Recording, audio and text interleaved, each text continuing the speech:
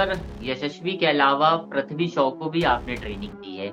लेकिन अगर मैं देखता हूँ कि पृथ्वी शॉ डेब्यू में उन्होंने भी 100 किया वेस्ट इंडीज के खिलाफ और बहुत बात हुई लगातार मीडिया में कि यार नेक्स्ट सचिन मिल गया है। ऐसी खबरें भी आई लगातार, एक बड़े-बड़े टाइटल लगाए गए एक तरह से पृथ्वी शॉ को लेकर। लेकिन उसके बाद ऐसा लगा कि खो से गए पृथ्वी शॉ।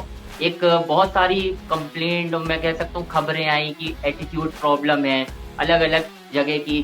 ख़ैर इस पर ज़्यादा वो नहीं करेंगे, लेकिन आप किस तरीके से देखते हैं? मतलब एक खिलाड़ी जो यशस्वी जिस मुकाम पर आज हैं, शायद वहाँ पे पृथ्वी शॉ हो सकते थे। तो आप कहाँ कमी देखते हैं? आपने लगातार उनके साथ बातचीत भी की है, सिखाया भी है। क्या कमी रह गई है एक तरह से पृथ्वी में? एक इंसिडेंट शेयर करूंगा कि जब अंडर 19 वर्ल्ड कप हुआ था जी, तो मेरे पास एक चैनल आया था कि पृथ्वी के बारे में आप बात करें। तो उस टाइम पे वो चैनल ने मुझे बुलाया और मेरा इंटरव्यू किया और फिर बाद में मुझे बोला कि पृथ्वी का कोई फ्रेंड है क्या जो उसके बारे में बात करे। तो यशस्वी मेरे पास बैठा तो बोला इसको ही ले लो। तो उस टाइम यशस्वी वाज नोवेयर, मतलब अंडर 19 खेल रहा था और पृथ्वी इंडिया अंडर 19 वर्ल्ड कप का कैप्टन था। ये 2018 की बात है। तो मुझे अभी वो याद आ रहा है कि पृथ्वी यशस्वी से कितना आगे था 2018 में। उस टाइम यशस्वी कूच बिहार ट्रॉफी खेल रहा था और पृथ्वी अंडर 19 वर्ल्ड कप का विनिंग कैप्टन था। और उसके बाद 2 या 3 महीने में शायद वो इंग्लैंड सीरीज में इंडिया के टीम में आ गया। तो ह्यूज गैप था यशस्वी और पृथ्वी के बीच में 2018 में। और आज कहानी एकदम अलग है कि Yashasvi is playing for India and Prithvi is playing IPL, he is also doing well. तो मुझे ऐसा लगता है कि पृथ्वी काफ़ी टैलेंटेड प्लेयर है, क्योंकि जब वो मेरे पास आया था 2015 में उसके फादर मेरे मेरे पास लेके आए थे। तो मैंने उनको ये चीज़ बोला था कि आपका बच्चा बहुत हाई टैलेंटेड है और खाली ज़रूरत है इसको राइट ट्रैक पे रखने का। इसको बहुत ज़्यादा कुछ करना नहीं है, इसको ना हैंडल करना आना चाहिए बच्चे को, क्योंकि जो बच्चे हाई टैलेंटेड होते हैं उनको ना राइट गाइडेंस बहुत इंपॉर्टेंट होता है। क्योंकि गेम तो था उसके पास, अभी भी है, लेकिन जो बाकी चीज़ें हैं ना उसको ठीक से मैनेज करना है। तो कहीं न कहीं मुझे लगता है ना कि वो चीज़ हो नहीं पाई जब वो इंडिया के लिए खेला या अंडर 19 वर्ल्ड कप में खेला। उसके बाद मुझे लगता है वो कहीं न कहीं वो जो चीज़ें करनी चाहिए थी, जिसको हम प्रोसेस बोलते हैं, वो हो नहीं पाई।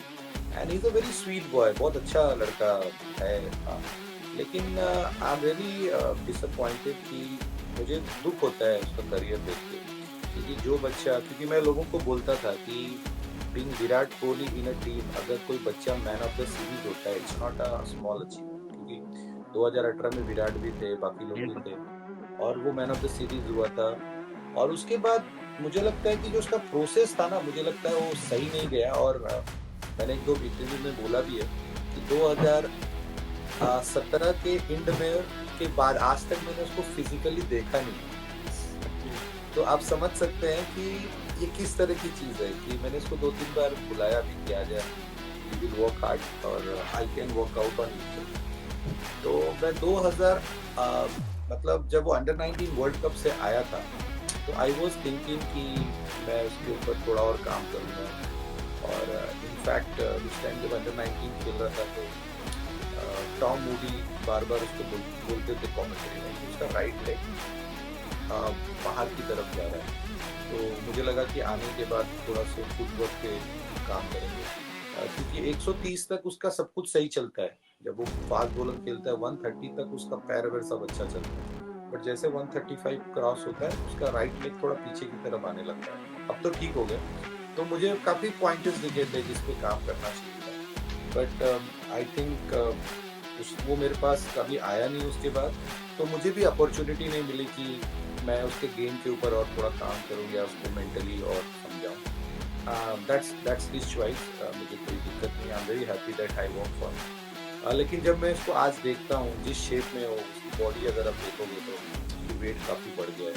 तो जब मैं उसको उस शेप में देखता हूँ तो मुझे भी एज अ कोच थोड़ा सा लगता है कि कहीं ना कहीं अगर ये थोड़ा और मेहनत करे, और अभी भी उसके पास बहुत टाइम है, कोई देरी नहीं है। अगर थोड़ी और मेहनत करे और जिस तरीके से जिस प्रोसेस से वो यहाँ तक आया था, बहुत ही डिसिप्लिन लड़का था। मुझे भी याद है कि जब मैं उसको बुलाता था, हम लोग नॉर्मली उसको चाइनीज़ बहुत पसंद है। तो प्रैक्टिस के बाद कभी-कभी नॉर्मली सैटरडेज़ को मैं बोलता था कि क्या खाएगा? तो बोलता था सर चाइनीज़ खाएँगे। तो मैं उसको अपने घर पे बुलाता था और हम लोग बहुत देर-देर तक वो, मैं, यशस्वी सब बैठ के और भी 1-2 बच्चे थे बातें करते, उसके फादर भी आते थे। तो बहुत अच्छी-अच्छी बातें करते थे, फिर मैं उसको लेके जाता था कभी-कभी आइसक्रीम फ़ील लाइक दैट। तो बहुत ही प्यारा बच्चा है और जब मेरे घर पे आता था तो 9 बजे का मैं जब उसको टाइम देता था तो मैं 8:55 आ जाता था और फिर मुझे मैसेज करता था, "sir are you free? Can I come up?"